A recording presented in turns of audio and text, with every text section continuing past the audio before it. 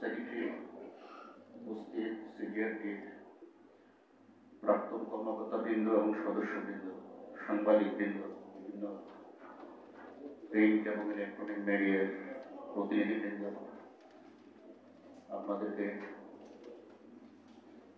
অভিনন্দন জানাই। আজকে আমরা অত্যন্ত শোকাহত এবং বাকরুদ্ধ যে চট্টগ্রামের কেন বলবো, বাংলাদেশের সাংবাদিক জগতের দুই আলোকিত ব্যক্তিত্ব কে আমরা হারিয়েছি। এবং আজকে স্মরণ সভা করার জন্য আমি সিজিএফটিকে প্রথমে ধন্যবাদ জানাই। কিন্তু সমস্যাটা এক জায়গায় আমার ব্যক্তিগত অভিমত, সেটি হচ্ছে দুজন প্রয়াত ব্যক্তির একই সঙ্গে যদি আমি শোকসভা আলোচনা করি, কর্মজীবন নিয়ে আলোচনা করি, তাহলে একটু সমস্যা হয়ে যায় যে কাকে ছোট করছি, কাকে বড় করছি। এটি আমার কাছে, আমি প্রথমে একটু অসুবিধা এবং বিব্রত বোধ করছি। ওয়াইফের সঙ্গে বীর মুক্তিযোদ্ধা ওয়াইফ ভাই সঙ্গে আমার পরিচয় 90 সনে আমি যখন ঢাকায় যখন চাকরি করি, তখন উনি আজাদি পুরো চিফ নয়া বটম অফিসের মধ্যে আমি কুদ্দুস ভাই কানাইতে আমরা আমাদের সঙ্গে পরিচয় এবং আমরা যেতাম। তো যেটি দেখেছি তার জীবনের মধ্যে, তার কর্মজীবনের মধ্যে যেটি দেখেছি, সেটি হচ্ছে অসম্ভব বিনয়ী এবং মৃতভাষী, নিরহংকারী। এটা আমরা খুব এখনো খুব আকর্ষণ করে।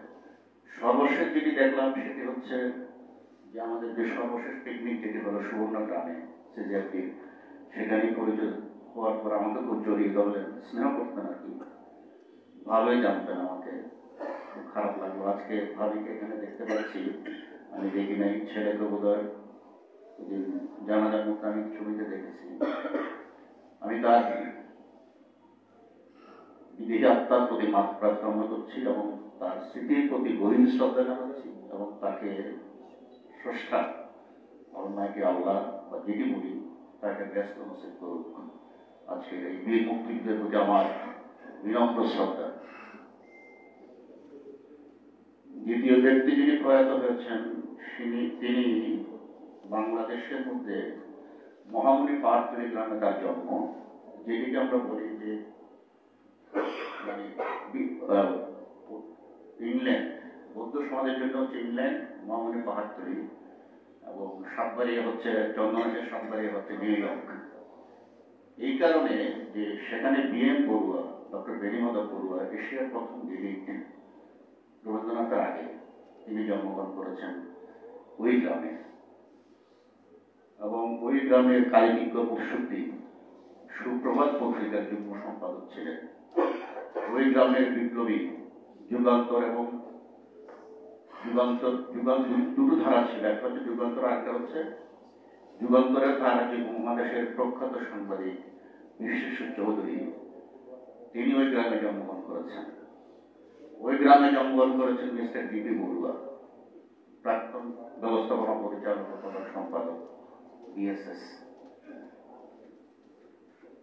ডিবি বড়ুয়ার ছেলের সঙ্গে, মেজর ছেলে প্রকৌশলী শুভ বড়ুয়ার সঙ্গে শিলপ্রদা চৌধুরীর একমাত্র কন্যা নীলাঞ্জনা, তার নাম লোপা, যিনি ইংরেজি ভাষা সাহিত্যে স্নাতকোত্তর ডিগ্রি লাভ করেছেন। তাদের পরিণসূত্রে একটি মেয়ে, ওনার সঙ্গে ডিবি বড়ুয়া হচ্ছে শিলপ্রদার বেআই। তারপরে ধরেন যে এই বিষয়টা আপনি বলছি এই কারণে যে মহামণি পাহাড়তলীতে যিনি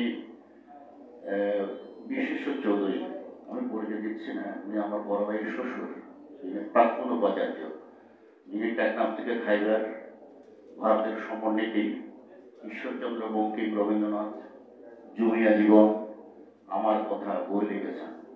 তারও দুই পুত্র, একজন হচ্ছে শিলব্রত চৌধুরী বড়ুয়া, তিনি আলাদিকেও কাজ করেছেন, বিএসএ ট্রান্সলেট করেছেন।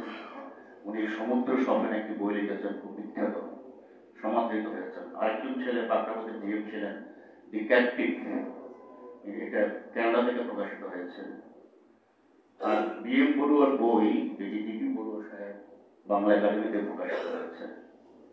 যেটি বলতে চাচ্ছি মহামনি পার্কতলীতে সাংবাদিকতার যে ব্রিডিং, যে হারবার, পোতাশ্রয় থেকে, সেটি মহামনি পার্কতলী থেকেই শিলব্রত চৌধুরী, শিলব্রত বড়ুয়ার কাকা সম্ভবত পেয়েছিলেন। তার কাকা ছিলেন অরবিন্দ বড়ুয়া ব্যারিস্টার, যিনি 1937 সনে লন্ডন এবং বিশ্ববিদ্যালয় থেকে পিএইচডি এবং বারেট ল, বৌদ্ধ সমাজের নয়, এশিয়া মহাদেশের মধ্যে বৌদ্ধ সম্প্রদায়ের মধ্যে প্রথম তার কাকা অরবিন্দ বড়ুয়া, উনি অবিভক্ত ভারতের বিধানসভার সদস্য ছিলেন। শিলব্রত বড়ুয়ার কাকা অত্যন্ত আলোচিত পরিবারের ছিলেন। উনি মাসিক জাগরণী এবং বুদ্ধিস্টিক নিয়ে দুটি পত্রিকায় সম্পাদনা করতেন। শিলব্রত বড়ুয়া সম্ভবত এরই আবহ ধরে, একই সূত্র ধরে বোধহয় সাংবাদিকতা এসেছিলেন, এবং উনি রাঙ্গুনিয়া কলেজের ডিগ্রি ছিলেন, ছাত্র ইউনিয়নের কর্মী ছিলেন। উনি মহামনি তরুণ সংঘের